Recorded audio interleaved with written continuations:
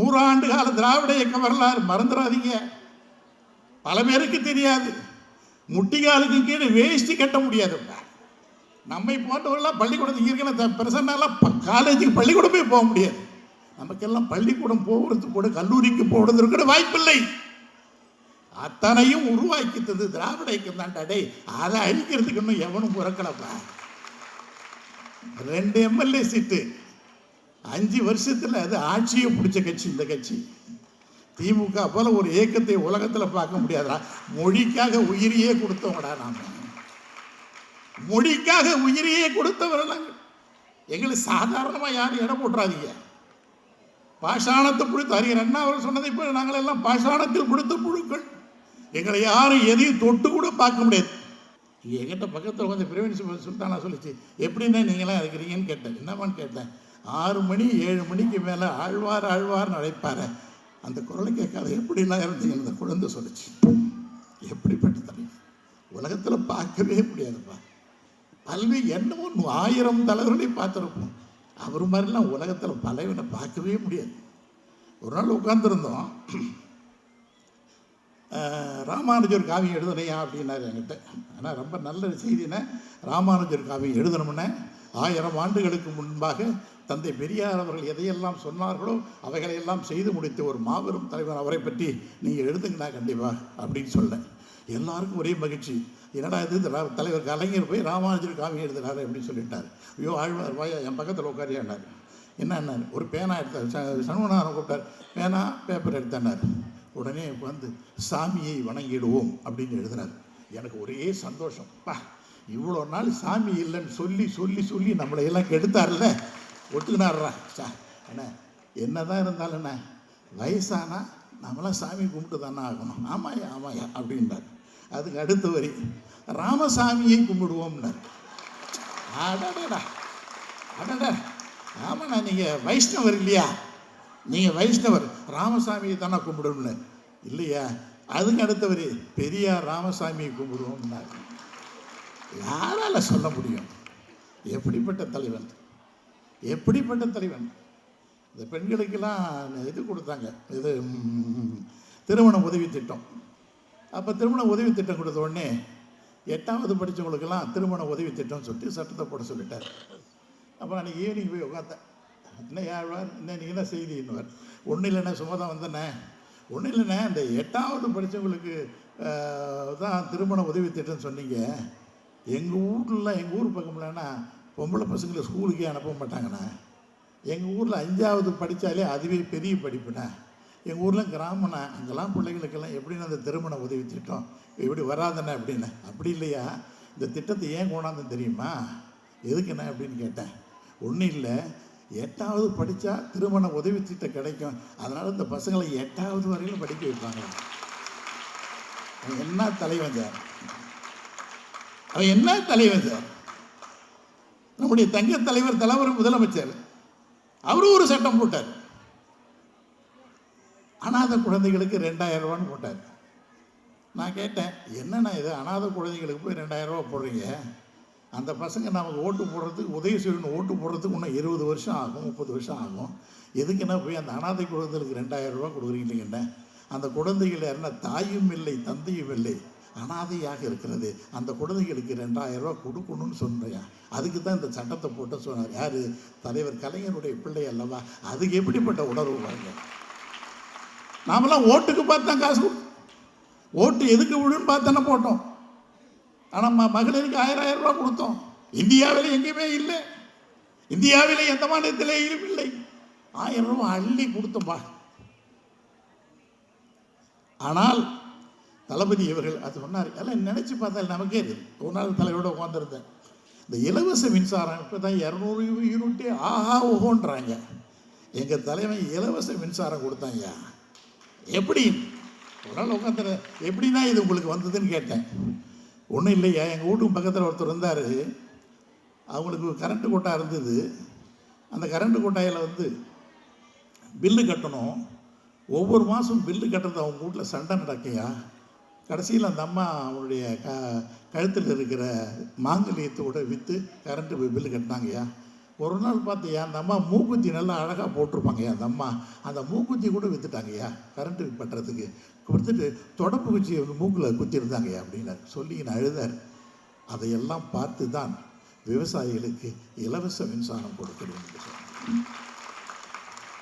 எப்படிப்பா இந்த தமிழ் சமுதாயத்தை காப்பதற்கு திராவிட இயக்கத்தை விட்டால் வேறு வழி இல்லை. எத்தனை பேர் படிச்சிருக்கிறோம், எத்தனை பேர் ஐஏஎஸ், எத்தனை பேர் ஐபிஎஸ், எத்தனை பேர் எங்கெங்கெல்லாம் இருக்கிறோம். எங்கும் மூலையில் கிடந்து நம்ம கொண்டு வந்து முட்டத்தில் கொண்டு வந்து நாடாளுமன்றத்தில் உட்கார வச்சு நேருபுரான் உட்கார்ந்த இடத்துக்கு எதிரில் நம்மளை உட்கார வச்சு அழகு பார்த்தாரப்பா. கிராமத்தில் ஏர் ஓட்டின்னு இருந்தப்பா நான். கிராமத்தில் ஏர் ஓட்டின்னு வந்து எங்கெல்லாம் வசதி வாய்ப்புகள் ஒன்றுமே இல்லையே. சாதாரணமானவர்களை மேலே உட்கார வைத்து அழகு பார்த்த அற்புத தலைவன். அந்த தலைவனுக்கு எட்டாவது ஒவ்வொரு நிகழ்ச்சியும் நினச்சி பார்த்தோம்னா நமக்கெல்லாம் சொக்கி போகும். அவர் ஒவ்வொரு முறையும் ஒவ்வொரு செய்திகளை சொல்லுவார்கள். எல்லாம் பார்த்தீங்கன்னா எவ்வளோ செய்திகள் பத்திரிகைகள். நான் வந்து இந்த சேகர்பாபு இந்த கம்யூனிட்டிக்காக கிட்டத்தட்ட 5000 மைல்லேருந்து ஓடி இந்த நிகழ்ச்சி என்ன பார்த்தீங்கன்னா ஒரு செய்தி பற்றினா நம்முடைய துணை முதலமைச்சர் நம்முடைய உதயா பார்த்தீங்கன்னே அரெஸ்ட்டு. ஒரே பெரிய எனக்கெல்லாம் ரொம்ப மகிழ்ச்சி. இளைஞரணி தலைவராக வந்து செயலாளராக வந்தபோது கூட மகிழ்ச்சி இல்லை, துணை முதல்வராக வந்தபோது கூட மகிழ்ச்சி இல்லை. சிறைக்கு செல்லுகிறேன் என்று சொன்னப்போ தான் எனக்கு கூட ரொம்ப மகிழ்ச்சியாக இருந்தது. அது ஒரு சிங்கக்குட்டி, உதயா ஒரு சிங்கக்குட்டி. சனாதனம் இந்தியாவில் எந்த தலைவனும் சொல்லலை. சனாதனம் அப்படின்னு ஒன்று இந்தியாவில் இருக்கிற 32 33 மாநிலத்திலையும் கேஸ் போட்ட ஒரே தலைவர் நம்முடைய உதயா தான். அப்போ கூட கேட்டாங்க, நீங்கள் இப்போ கூட மன்னிப்பு கேட்டுறீங்க. இல்லை, இந்தியாவில் உலகத்திலே இருக்கிற எல்லா நாட்டிலேயும் என் மீது வழக்கு போட்டாலும் சனாதனத்தை நான் ஏற்றுக்கொள்ள மாட்டேன்னு சொல்லி. ஏன்னா கலைஞருடைய பேரன் இல்லை, இதை எதுவும் மாற்றவே முடியாது. நீ காலையில் போய் உட்கார்ந்தோம், காலையில் போய் நினைவு இடத்துக்கு போயிட்டு வந்துட்டு தலைவர்கிட்ட உட்காந்தோம். தளபதி வந்தார், உட்காந்து சாப்பிட செல்வி என்ன சொல்லிச்சு, அம்மா சாப்பிடுங்கன்னு சொல்லி போய் சாப்பிட்டோம். உட்காந்தோடனே தலைவர் சொன்னார், ஏன்னா இந்த இடம் தெரியுதை பார்த்தீங்களா? என்னென்ன பார்த்தேன், இங்கே தான் நாங்கள் பாய் போட்டு படுத்துட்டு இருப்பேன் அப்படின்னாரு. ஒரே ஒரு பாத்ரூம் தானா அந்த குடும்பத்தில். மொத்தம் 50 பேர். கோபாபுரம் வீட்டில் மொத்தம் 50 பேர் இருப்பாங்களாம். தளபதி சின்ன குழந்தை, உதயெல்லாம் அப்போ பிறகலையா, சின்ன வயதில் தெருவில் படம் கொடுத்துருப்பாங்க. எனக்கு ஞாபகம் வந்தது, ராமன் காட்டுக்கு போயிட்டான், ராமனை தேடி பரதம் போனான். பரதம் போனோடனே குகனை பார்த்து கேட்டான், எப்பா எங்கள் அண்ணன் எங்கடா இருந்தேன்ன? அல்லையாண்டு அமைந்த வேறி அழகளும் அவளும் துண்ட வில்லை உடைய கையோடு இங்கே தான் பாருங்க, இந்த முள்படுக்கையில் தான் படுத்திருந்தோம், இங்கே தான் இருந்தா. அப்போ தளபதிக்கு விழிகளில் நீரோடு சொன்னால், தலைவர் அவர்கள் நடந்து வருவார்கள், அம்மா சாப்பாடு போடுவாங்க, படிச்சியான்னு கூட எங்களை கேட்க மாட்டார். நாங்களாம் அவரோட பார்த்தோம் பேசி பழக்க இல்லை. எப்பொழுது பார்த்தாலும் இயக்கம், திராவிட இயக்கம், திராவிட முன்னேற்ற கழகம், திராவிட முன்னேற்ற கழகம் என்று சொல்லி உடைப்பு என்று சொல்லி உத்தம தலைவன் பிறந்து மறைந்து 8 ஆண்டுகள் ஓடிவிட்டது. இந்த 8 ஆண்டுகளில் எவ்வளவோ செய்திகள், எவ்வளவோ நினைவலைகள். அவரை பற்றி பேசிக்கொண்டே இருக்கலாம். அவரை பற்றி பல்வேறு வகையான புது புது செய்திகள் எதை சொன்னாலும் அது உடனே சொல்லுவார். அவர் நம்ம வாயை நல்லா கட்டி விட்டுருவார். என்னையா லவ் லெட்டர் எழுதிருக்கியான்னு கேட்டார். என்ன அட என்னண்ணா, அதில் நான் மன்னாதி மன்னண்ணா அப்படின்னு. எந்த வயசியான்னு கேட்டார். நான் நினைக்கிறேன்னா ஒரு 15 வயசு இருக்கும்ண்ணா அப்படின்னு. ஐயோ, நான் 14 வயசுலேயே லவ் லெட்டர் எழுதுறியாண்ணா. அப்படியாண்ணா, என்னை விட நீங்கள் பிஞ்சிலே படுத்துட்டீங்களே என்ன. சிரிச்சார், சொன்னார், நீ என்னையா எழுதுன அந்த லெட்டர்லாம் மறந்து போச்சுண்ணே, அந்த ஒரே ஒரு வரி தானே எனக்கு ஞாபகம் இருக்குண்ணே. என்ன வரி சொல்லியா? அந்த பொண்ணு பேர் என்ன, உமா, நீ இல்லையே என் வாழ்வே ஒரு கவா அப்படின்னு எழுதுனேண்ணே முதல் லெட்டர் அப்படின்னு. தலைவர் உடனே சிரித்தார். நீங்கள் என்னண்ணா எழுதிங்கண்ணே? நான் எழுதுனதா? தலைப்பு என்ன சொல்லட்டுமா? என் காதல் கடிதம் சொல்லுங்கண்ணே. முதியோர் காதல், பெரியாருக்கு எழுதுனது தான் இது காதல் கடிதமா? தசரதன் இறந்து கிடக்கிறான், ராமன் சொல்லி எழுவான், நந்தா விளக்கணைய நாயகனே நானிலத்து தந்தாய் தனியறத்தின் தாயே தயாநிதியே எந்தாய் இகழ்வரேரே இறந்தனையோ அந்தோ இனி வாய்மைக்கு யார் உடரே. சொல்றவன் ராமன் பரம்பொருள். இறந்து கிடக்கிறவன் தசரதன். தசரதன் மானுடன் சொல்றவர் ராமன். தன்னுடைய தந்தை இறந்து கிடக்கிறது, அந்தோ இனி வாய்மைக்கு யார் உடரே என்று. அதே நிலையில் தான் இன்று அந்தோ தமிழுக்கு இனி யார் உடரே என்று தங்கத் தலைவருடைய நினைவாக நினைத்து பார்க்கிறேன். எவ்வளவோ செய்திகள் ஒவ்வொன்றையும் நினைத்து பார்க்கிற பொழுது நம்ம நெஞ்சு துடிதுடித்து போகிறது. அவருடைய நினைவாற்றல்கள், அவரை பற்றிய பல்வேறு வகையான செய்திகளை நம்முடைய ஆசிரியர் அவர்கள் இங்கே அழகாக எடுத்து சொல்லியிருக்கிறார்கள். கற்பூர வாசனையும் கமலப்பூ வாசனையும் அற்புதமாய் மணக்கின்ற அருந்தமிழால் அந்த தலைவனை நாள் முழுதும் பேசிக்கொண்டே இருக்கலாம். யாப்பிலா பாடலேனும் யாருதரும் கவிதையேனும் மாப்பலா போல் மடியில் வாங்கி காப்பலா தமிழர் நெஞ்சில் காலமெல்லாம் வீட்டிருக்கும் மூப்பிலா தமிழ் முத்தமிழ் அறிஞருக்கு 8வது பிறந்தநாள். இடியா புயலா எரிமலையின் தீப்பிழம்பா வெடியா படைமுரசா வெளித்தவரி மின்னல் கொடியா தாயின் மடியா மலர்த்தியனா மது உதட்டும் என்னவென்று சொல்லுது உடன்பிறப்பே என்று சொல்லி உணர்ச்சி பொங்க நெருப்பு இடையில நம்ம தட்டி எழுப்பிய தலைவர் இறந்து 8 ஆண்டுகளாகிவிட்டது. சொக்க வைக்கும் சொல்லடகும் சொற்போரில் மற்றவைகளை சிக்க வைக்கும் பேரழகு கொண்ட தலைவன் மறைந்து 8 ஆண்டுகளாகிவிட்டது.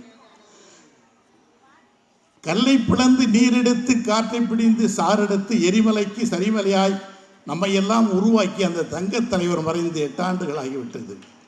அன்பு சொந்தங்களே, வரலாற்று தங்கங்களே, காற்றோடு கை கொடுக்கும் கடல் நெருப்புகளே, மின்னலை விழுங்கி மின்சாரத்தை கொப்பளிக்கும் தளபதியினுடைய இதய துடிப்புகளே, உங்கள் அனைவருக்கும் என்னுடைய பணிவான வணக்கத்தை இந்த நேரத்தில் தெரிவித்துள்ளேன். தாயே தமிழே தலைநாடு அமுதே, எழுதுவதற்கு எண்ணம் கொடு, வானவில்லில் இருந்து கொஞ்சம் வண்ணம் கொடு, அந்த தங்க தலைவனை பேசுவதற்கு கொஞ்சம் நாவிலை வாசைத்து தாருங்கள் என்று சொல்லி அந்த தலைவத்தில் எண்ணளந்து எழுத்தளந்து இலக்கண இலக்கியமளந்து முன்னளந்து பின்னளந்து மூவா தமிழளந்த தலைவர் மறைந்து 8 ஆண்டுகளாகிவிட்டது. கண்ணல்லவோ கனியல்லவோ எழுதாத பொன்னல்லவோ அதில் நீ வெண்ணிலா வல்லவோ அதிகாலை சூரியன் போல் ஒளிசிற ஆனடகன அல்லவா நம்முடைய தங்கத்தலைவர். எப்படி சொல்லுவது?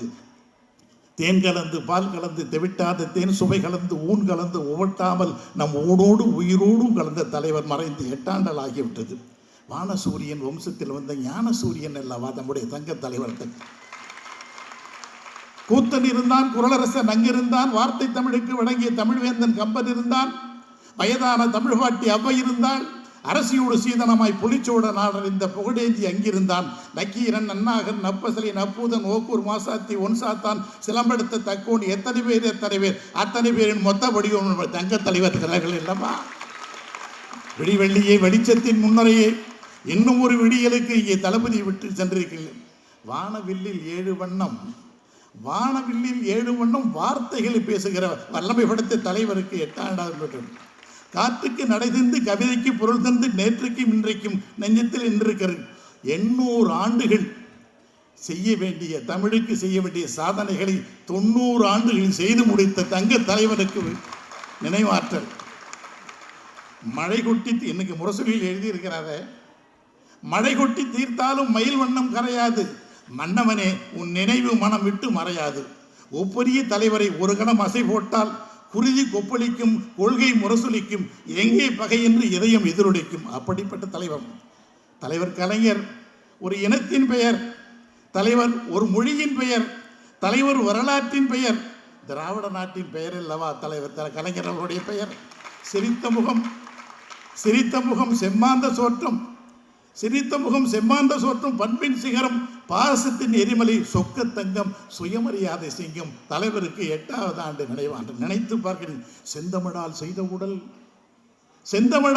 உடல் செங்கோலால் செய்த விரல் வெஞ்சலத்தால் செய்த குரல் வெற்றிகளால் செய்த கடல் சங்க நூல் சரித்த கடல் சரித்திரத்து ஞானக்கடல் நெஞ்சமெல்லாம் தமிழனை நினைப்பதெல்லாம் தமிழ் மண்ணை வாழ்ந்த அந்த தலைவருடைய 8வது ஆண்டு நினைவு நாள். கோடிக்கணக்கான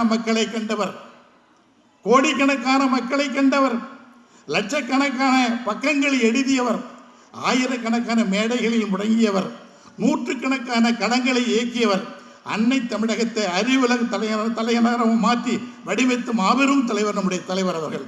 அவர் படைத்த காவியங்கள், அவர் வளர்த்த ஓவியங்கள், அவர் வடித்த சிற்பங்கள், அவர் புனைந்த சித்திரங்கள், அவர் போட்ட சட்டங்கள், அவர் தீட்டிய திட்டங்கள் இனிமேல் எவன் வந்தாலும் மாற்ற முடியாதுப்பா. அவன் எப்படிப்பட்ட தலைவன்பா? காந்த குரலழகன் தலைவர் கலைஞர் அவர்கள். காந்த குரலழகம், ஏகாந்த விரலழகு, சோலை சொல்லடகு, சொக்க வைக்கும் மொழியடகு, வேலை நிகழ்ந்திருக்கும் வேக செயலடகு, மாலை வானத்தின் மஞ்சள் தோளடகு, பட்டி தொட்டி எல்லாம் பதிவுற்ற காலடகு மறையவில்லை என்னும் மனதை விட்டு தலைவா, கண்கள் தொடும் தூரத்தில் காலமெல்லாம் இருந்த தலைவா எங்கே சென்று விட்டாய்? எங்கள் கண்கள் தொடும் தூரத்தில் காலமெல்லாம் இருந்த தலைவா எங்கே சென்று விட்டாய்? காதுமடல் ஓரத்தில் கவிதையை வழித்து தந்த தலைவா எங்கே சென்று விட்டாய்? இளைத்தாலும் பசித்தாலும் ஏக்கத்தை சுமந்த தலைவா எங்கே சென்று விட்டாய்? இனத்தையும் மொழியையும் ஏறுபோல் நடத்த தலைவா எங்கே சென்று விட்டாய்? 5 முறை அரியணை அலங்காரம் செய்த தலைவா, அதிகாரம் இருந்தாலும் அகங்காரம் இல்லாத தலைவா எங்கே சென்று விட்டாய்? அண்ணாவை பெரியாரை ஆயுதம் தாங்கிய தலைவா எங்கே சென்று விட்டாய்? இமயத்தை இங்கிருந்தே தூக்கியவன் அல்லவா நீ தலைவா எங்கே சென்று விட்டாய்? ஏறுகின்ற மேடைகள் எல்லாம் இலக்கிய மேடையாக மாற்றிய தலைவா எங்கே சென்று விட்டாய்? எதை சொல்வது எதை விடுவது என்று எனக்கு தெரியவில்லை. குண்டலகேசியை மந்திரகுமாரியாக மாற்றிய தலைவன், குண்டலகேசியை மந்திரகுமாரியை மாற்றிய தலைவர், சிலப்பதிகாரத்தை பூம்போராக மாற்றிய தலைவர், குரலுக்கு ஓவியம் தீட்டிய தலைவன், தொல்காப்பியத்திற்கு பூங்கா செய்த தலைவன், சங்க தமிழுக்கு சரித்திரம் படைத்த தலைவன், ராஜகுமாரிகளுக்கு அரசியல் குமாரிகளுக்கு மட்டும் பேச வைத்தவர் அல்ல, பராசக்தியை பேச வைத்த தலைவர், ஒரே தலைவர் இந்தியாவில் தலைவர் கலைஞர் தனப்பான். மனோகர கைவிலங்கை உடைத்து மலைக்கடல்களுக்கு மக்கள் திலகமாக்கியவர் தலைவர் கலைஞர் அல்லவா? குமரி முனையிலே கடல் அலையும் காஷ்மீர் எல்லையில் தேசிய கொடியை உச்சரிக்க ஒரே பெயர் கலைஞர் அவர்கள் தானே. திராவிடத்தின் உறைவிடம், தமிழை காக்க செய்வோர் காத்த தாயின் பணிக்குடம், உன் எழுத்தாணி தாளில் முத்தமிட்டால் காகிதம் கற்பமாகிவிடுமே தலைவா. உன்னுடைய எழுத்து உலகத்தில் யாராவா? 2 கோடி பக்கங்களை தன் கைகளாக எழுதிய ஒரே தலைவன் உலகத்திலே தலைவர் கலைஞர் மட்டும்தான். எப்படிப்பட்ட தலைவர்! பொருளோவியம் எழுத போனார். நான் என்ன துரைமுருகன் எல்லாம் கூட போனோம். என்னை விட்டீங்கன்னா ஒரு பக்கம் எழுத சொன்னீங்கன்னா இங்கே காசி முத்துமானுக்கு தெரியும் 10 தடவை திருத்துவேன் நான். அதுவும் தொல்காப்பிய பூங்கா எழுதுறது சாதாரண விஷயம் இல்லை. அப்படியே ஒரே ஒரு எழுத்து கூட பிடகாமல் அச்சடிச்ச மாதிரி எழுதினார. உலகத்தில் எந்த தொல்காப்பியத்தை யாரும் நாங்கெல்லாம் காலேஜில் படிக்கணும். தொல்காப்பியம்ன்றது 2 பாட்டு 3 பாட்டு மனப்பாடம் பண்ணுறதுக்குள்ள பரீட்சையை முடிஞ்சு போடும். ஆனால் அந்த தொல்காப்பியத்திற்கு உரை எழுதிய பெருந்தகை அருமை தலைவர்கள் அறிவானவர்கள் அழகாக இருப்பதில்லை, அழகானவர்கள் அறிவானவர்களாக இருப்பதில்லை. அறிவும் அழகும் சேர்ந்த ஒரே தலைவர் கலைஞர் தான் இருப்பார். பூக்களுக்கு பூக்கத்தான் தெரியும், மானுக்கு துள்ளி ஓடத்தான் தெரியும், சூரியனுக்கு உதிக்கத்தான் தெரியும், பூக்கவும் காய்க்கவும் கனியை தருவும் ஆற்றல் நம்முடைய தலைவர் கலைஞருக்கு மட்டும்தான் தொட்டு. ஏன்னா அடிநாள் தொட்டு அண்ணா சாலையில் முரசொலித்தவர் நம்முடைய அன்பு தலைவர் கலைஞர் அல்லவா? சிகரம் போல் நின்ற செந்தமிழ் இனத்திற்கு அகரம் போல் அறிஞர் அண்ணா வந்தார்கள், ஆதாரம் போல் தலைவர் கலைஞர் வந்தார்கள். படம் பார்த்து செல்லுகிற தேரை போல அறிஞர் அண்ணாவின் தடம் பார்த்து சென்ற தலைவர் கலைஞருக்கு 8வது ஆண்டு. இடியாக தலைவர் இறங்காமல் இருந்தால் அடியோடு ஒழிந்திருக்கும், அடிச்சுவடே நமக்கு தெரியாமல் போயிருக்கும். கோயில் திருவிழாவில் காணாமல் போன நம்ம எல்லாம் கண்டுபிடித்தவர் தானப்பா தலைவர் கலைஞர் அவர்கள். தன்மானம் என்கிற முதுகெலும்பி தந்திராவிட்டால் மேடையில் உட்கார்ந்துருக்க மாட்டோம் நாம. ஏன்னா தலைவர் கலைஞர் அவருடைய எழுதுகோல் தலைகுனிகிறது என்று சொன்னால் தமிழ் தலை நிமிருது என்று பொருள். இயேசுவின் விரல் பட்டு திராட்சை ரசமானது, இயேசுவின் விரல் பட்டு தண்ணீர் திராட்சை ரசமானது, உன் விரல் பட்டு சாக்கடை அரசியல் சந்தனமானதை தலைவா எங்கே சென்று விட்டாய்? எங்களை செதுக்கிய சிற்பியே, உனக்கு சலவை சொற்களால் ஒரு தாஜ்மஹால் கட்ட நாங்கள் இருக்கிறோம் தலைவா. எப்படி தலைவா எங்கெல்லாம் விட்டு போனேன். பல்வேறு வகையான செய்திகளை உங்களுக்கு பகிர்ந்து கொள்வதில் எனக்கு மகிழ்ச்சி. உள்ளபடியே ரொம்ப நிறைவாக இருக்குது. இன்றைக்கி உங்களை எல்லாம் பார்க்கிறபடி எனக்கு எப்பயும் இங்கே நம்ம ஊருக்கு வந்தால் எனக்கு ரொம்ப மகிழ்ச்சி. அந்த மகிழ்ச்சியிலே உங்களோடு கலந்து கொண்டு உங்களை எல்லாம் சந்தித்ததிலே என மகிழ்ச்சி. காற்று உள்ள வரையில் காற்றுக்கு மரணம் ஏது, கடலுக்கு மரணம் ஏது, விண்டைக்கு மரணம் ஏது, மண்ணுக்கு மரணம் ஏது, கலைஞருக்கு ஏது மரணம். நன்றி, வணக்கம்.